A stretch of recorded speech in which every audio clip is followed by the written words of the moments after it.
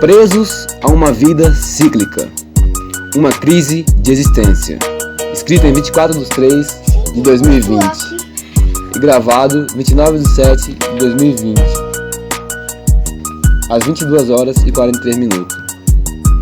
A dor do parto anuncia o início de uma nova vida. O nascimento é doloroso tanto para a mãe que concebe o filho, quanto para o filho que ao nascer chora por desconhecer o novo mundo que o cerca. Surge então o trauma do nascimento para o bebê. A vida torna-se então dolorosa, até mesmo no primeiro instante de vida. Mas a vida não é só dor. Isso é confirmado pelo sorriso e olhar cintilante de uma mãe ao ter seu filho. Agora, aliviada por ter aguardado com expectativa a chegada de algo tão espetacular e misterioso que é a vida, também é confirmado pelo prazer e deleite do colo materno. Uma vida, a princípio, sem preocupações e exigências, marcados fortemente até os 6 anos de idade por aprendizado, admiração e surpresas. Ao aprender a caminhar por tentativas e erros e acertos, descobrimos então que tentar é preciso para alcançar o que almejamos. Errar é só mais um obstáculo nessa jornada, e conseguir caminhar é o resultado de tantos esforços. Colhe-se com êxito, então, o fruto do conhecimento adquirido. Andar já não é mais novidade, e tampouco surpresa alguma. Agora, almeja-se brincar com brinquedos, assistir novos desenhos e novos brinquedos, sem responsabilidades, a não ser o de ir para a escola. Mas lá não é tão ruim, pois ainda tem um intervalo e os colegas para se brincar. Os pais e professores dizem que têm que estudar, pois é preciso. Mas na cidade, a ansiedade para que chegue logo o intervalo toma conta. O intervalo chega, daí vem as brincadeiras, pega-pega, correria para todo lado, o sinal toca e a ansiedade agora é outra. Ir para casa jogar videogame, assistir os desenhos favoritos, depois soltar pipa, jogar bolinha de gude, jogos de tabuleiros. Nossa, que demais! Ainda bem que terá o amanhã para repetir tudo isso outra vez. Os anos passam e agora, com mais de 5 professores para dar aula, surgem as primeiras cobranças e mais responsabilidades, o que dá uma sensação de avanço, pois agora já é ensino médio. Logo se atingirá aos 18 anos e o mercado de trabalho está esperando. Hoje, aos 25, aos 26 anos de idade, retorno a pensamentos que já tive anteriormente ao refletir a respeito de uma rotina cíclica que se inicia cada dia. Mas antes, gostaria de mencionar o fato de que já trabalhei em diferentes empresas. Vejo sentido no trabalho, que é o de garantir a sobrevivência, conforto e uma certa qualidade de vida. Mas qual o sentido da vida? Está nela mesma? Em uma música chamada Sensorium, de uma banda chamada Épica, que contém um misto de pensamentos filosóficos, ouvi a frase da qual sempre me lembrei: o objetivo da vida é fazer com que ela tenha sentido. Concordo plenamente que o objetivo da vida é fazer com que ela tenha sentido. Nós que devemos dar um sentido para ela.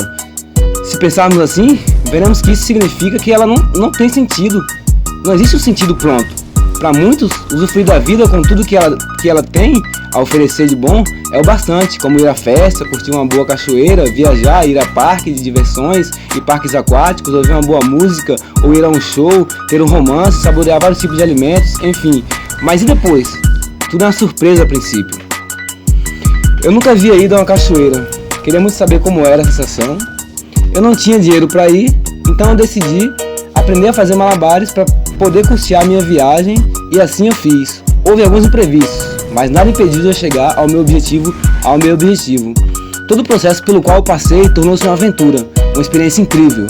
Vivi sim fortes emoções, pessoas que conheci e lugares. Valeu a pena o esforço.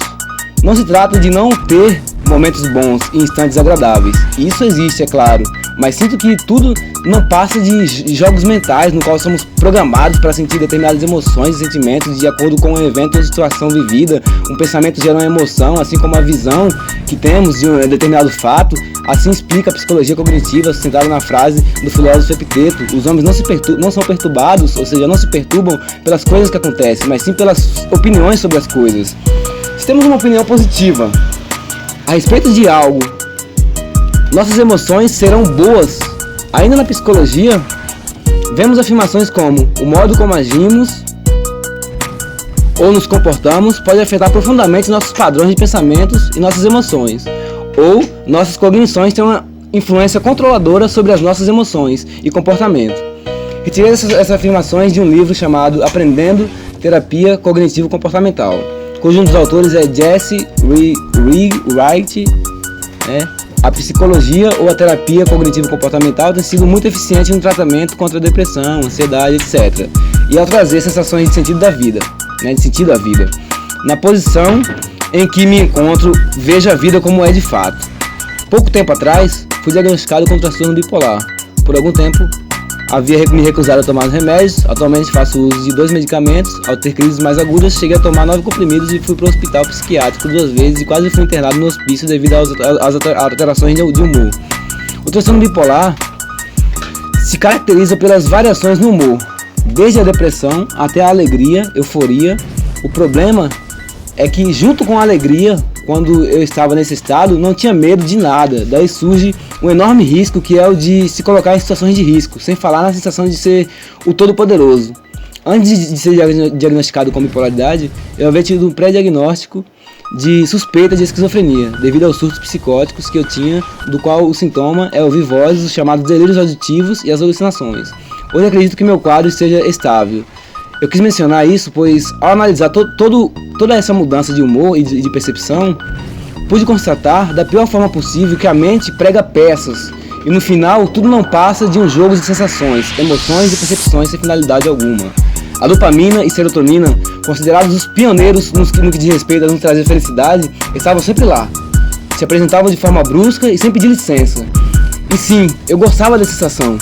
Cheguei a tentar trazer aquelas sensações de volta, sem os efeitos negativos. Os efeitos negativos que se apresentavam às vezes como excesso de ira por motivos triviais eram tão presentes como a felicidade que eu obtinha, o que fez com que eu acabasse machucando algumas pessoas com o ego inflado e etc. É como se eu tivesse que pagar um preço para ser feliz. Torna-se então uma felicidade egoísta, e hoje no meu estado normal, arrisco dizer que cair em emoções como ansiedade, medo, raiva, tristeza, angústia, felicidade ou infelicidade é como cair em uma armadilha criada por nós mesmos ou por uma situação que nos levam a uma ilusão, cada qual com sua ilusão específica, assim como atividades rotineiras e momentos de lazer que temos são para nos distrair. Cair em uma dessas armadilhas acaba ou nos machucando profundamente ou nos distraindo no caso da felicidade. Mas distração do quê? Do fato de que a vida não tem sentido algum? E quando somos felizes, nos distanciamos desse questionamento e tudo parece fazer sentido. A falsa sensação de sentido, aquela sensação de sentido não passa de uma busca por reações químicas naturais do cérebro, tornando-se um jogo e nos tornando robôs orgânicos programados para nos abastecer dessa energia psíquica que faz com que tudo se torne algo cíclico e muito previsível no mundo físico e mental. O que dá um sentido à vida são nossas experiências vividas, experimentadas através de nossos sentidos e experiências compartilhadas, que nos traz sensações boas, que nos levará a querer mais dessas sensações, a partir de novas experiências. Isso desde frequentar ótimos lugares até uma boa posição no trabalho. Resumindo, isso é tudo que é a vida. Não tenho a pretensão de dizer que tudo isso não tenha seu valor em si, mas o questionamento aqui é o de finalidade ou sentido derivados de todas essas causas, pois os efeitos sempre serão os mesmos, de forma cíclica. Quando o valor ele torna-se uma recompensa por estarmos presos quanto ao valor, ele torna-se uma recompensa por estarmos presos a este cíclico. A vida pode ser comparada com um bordado. No começo da vida, havemos pelo lado direito, e no final, havemos pelo lado avesso. O avesso não é tão bonito, mas é mais esclarecedor, pois nos deixa ver como são dados os pontos. Schopenhauer.